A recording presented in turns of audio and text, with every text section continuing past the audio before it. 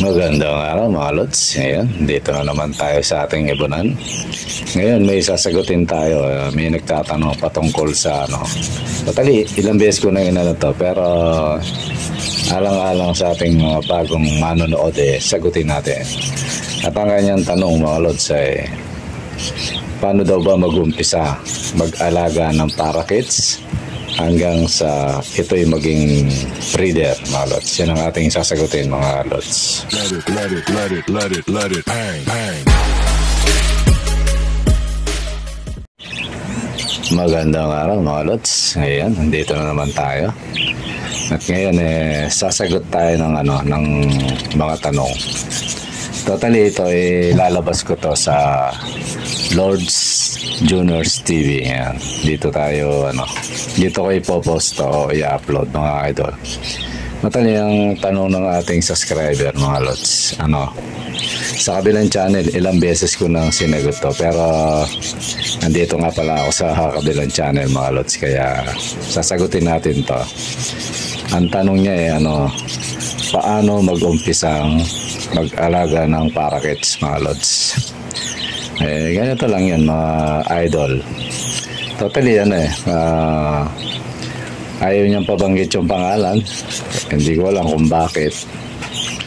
Ganito yung ko sa'yo, lods. Totally hindi ko alam kung babae siya o lalaki. Kasi abbreviation lang yung niya, yung pangalan niya, mga lods. Totally, ang tanong niya, paano mag-umpisang mag-alaga ng parakeets hanggang sa maging breeder?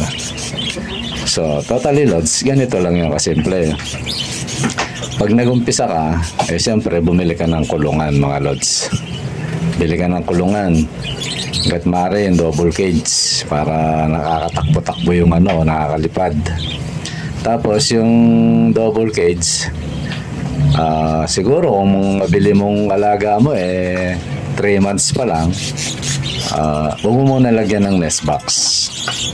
Ngayon, kung ilalagay mo man yung nest box, takpan mo. Kasi magsasawa yan pag takpan mo muna siguro kahit lang. Yung basahan lang ako, ganun lang ang ginagawa ko natakpan ko ng basahan. So ngayon, kung 3 months pa lang yan, kung para sa akin, mga lods, ang ako tatanungin nyo,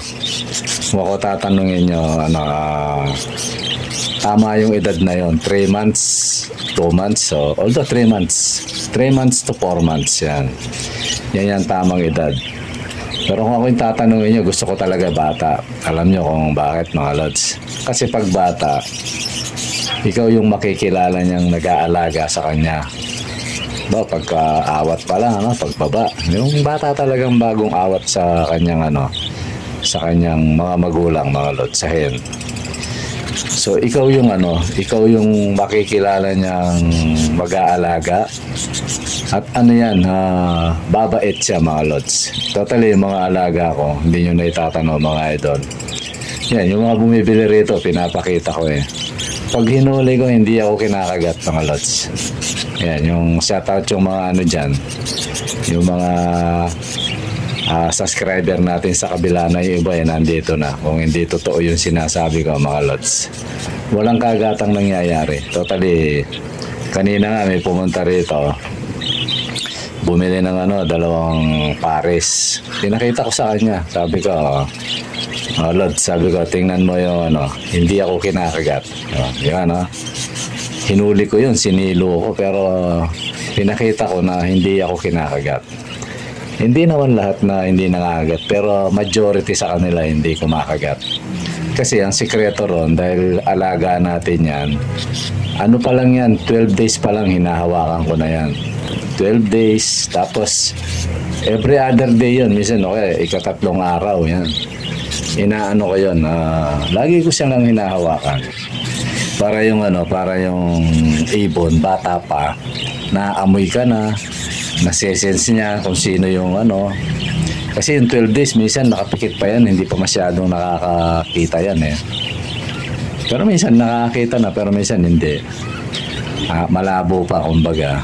So hanggang sa yung mata niya, ikaw yung nakikilala niya laging umahawak. So ang tendency niya, mga lods, kung breeder ka, na lagi mong ginagawa yon, ano yun, mabait yung ibon sa'yo. Masasanay siya.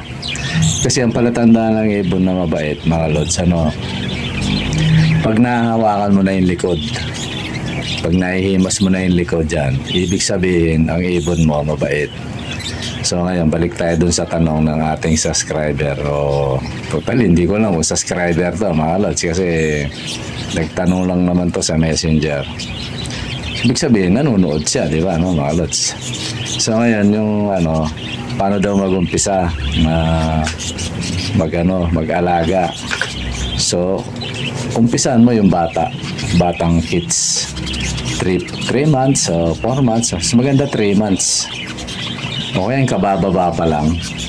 Yung sakto pa lang kumakain, yun ang bilhin mo. Para yung maging breeder man yan, mabait siya. So, yun. Ganun lang yung ano, i-ready mo yung ano, kahit wala mo nang nasa na kung lalagyan mo ng cattle bone o mineral block, kasi pag bata pa naman puro seeds lang yan seeds tsaka gulay, tubig, laging malinis na tubig. Kaya may damo dyan, damo, yun. Kung 3 months mo siyang nakuha, bago mag 7 months, maghahanap na ng ng parang siyempre, kumbaga sa tao, dalaga na gano'n. Pero yung sa akin mga lods, kung gusto nyong walang sayang na panahon, pinakabata 8 months, 8 to 10 months. Pero pwede na yung 8 months. Ayan. Pag 8 months na yan, ayan, tanggalin mo na yung takip nung kung may nest box man yan. O kaya kabitan mo na kung nasa labas yung nest box mo. Kasi ako mga lods, yung mga nest box ko nasa loob Ibig sabihin na safe sila sa predator. Kung yung bahay nyo naman, safe naman yung pwede sa labas yun yung nest box. Tapos butasin nyo yung may naman yan, may hole naman yung yung cage na yan, yung yung nabibili. Ayan mga lods, ganun lang yung pag-aalaga. Mula 3 months, alagaan mo lang sa huwag masyadong marami yung pakain. Isang takalan ng gatas ng bata. O kaya kung wala ang takalan, isang kutsara. Yan. Yan lang yung pagkain ng ibon mga lods. Tapos, laging malinis na tubig. Hanggang sa kusang maghahanap ng yan. O kaya pag nasa edad na yan, tanggalin mo yung takip. Kung nakatakip mo lang yung nest box. Yan.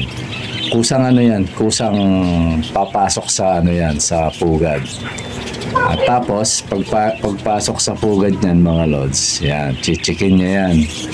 At saka hindi kailangan ng nesting material kagaya ng African, hindi lods. Ang ginagawang ng mga parakeets, yung sarili nilang pupo. Ganun lang yan mga lods. Sa umpisa, wala pa yan. Pero habang tumatagal, dumadami yan. Dun yun yung pinaka-nesting material nila mga lods. So ganun lang mag-alaga mga lods. Totally ito hindi naman mahirap Hindi naman sila mahirap alagaan. Ang importante lang mga lods, habang lumalaki sila ganito, iwasan nyo sila na nasa maingay na lugar, yung naalog yung pulungan nila, yung sila ng mga predator, ng pusa, ng aso, yan. Pag ganyan, kahit sa paanong paraan, hindi kayo makakapag-breed.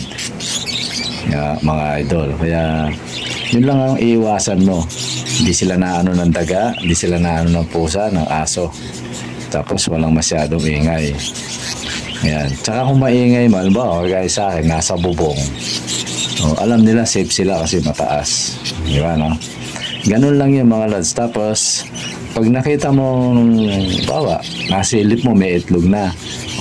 Huwag masyadong silip ng silip, lalo na pagbasal yan, mga lods.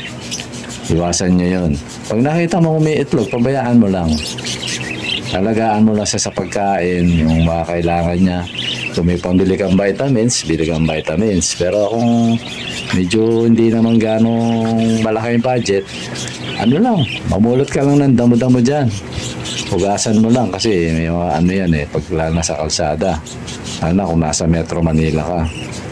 Ganun lang, gustong-gusto yan ng kung, kung gusto nyong maging ano yung alaga nyo, na maging sabihin successful sa pag ano sa pagbe-breed, lalo na pag may itlog na no, ibigay mo yun dapat sa loob na 1 linggo, 2 o 3 beses mo siyang pakainin ng gulay.